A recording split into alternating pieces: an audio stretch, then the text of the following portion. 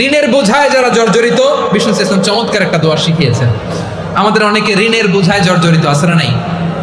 এদিকে কেউ আছেন? থাকলে হাত তোলার দরকার নেই, থাকলে এই দোয়াটা পড়বেন। এক সাহাবীর নাম আবু উমামা, নামাজের ওয়াক্ত ছাড়া উনি মসজিদে যেয়ে বসে আছে। বিষ্ণু বললেন, কিরে আবু উমামা, নামাজের তো ওয়াক্ত হয় না, মসজিদে কি?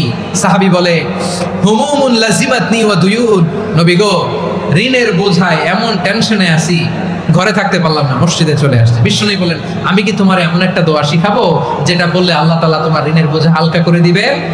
আবু উমামা বললেন, ইয়া রাসূলুল্লাহ, অবশ্যই শিখাবেন। বিষ্ণু বললেন, তাহলে তুমি পড়বা, আল্লাহুম্মা ইন্নী আউযু বিকা মিনাল হাম্মি ওয়াল হাযান ওয়া আউযু বিকা মিনাল জুবনি ওয়াল বুখল ওয়া আউযু বিকা মিন গালাবাতিদ দাইনি ওয়া কাহরির রিজাল।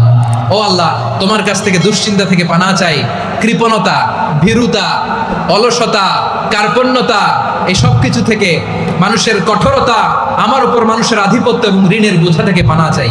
এই দোয়াটা যখন বিষ্ণু শিখাই দিলেন, আবু উমামা বারবার এই দোয়া করেন, আল্লাহুম্মা ইন্নী আউযু বিকা মিনাল হাম্মি ওয়াল হাযান ওয়া আউযু বিকা মিনাল আজজি ওয়াল কাসাল ওয়া আউযু বিকা মিনাল জুবনি ওয়াল বুখল ওয়া আউযু বিকা মিন গালাবাতিদ দাইনি ওয়া কাহরির রিজাল।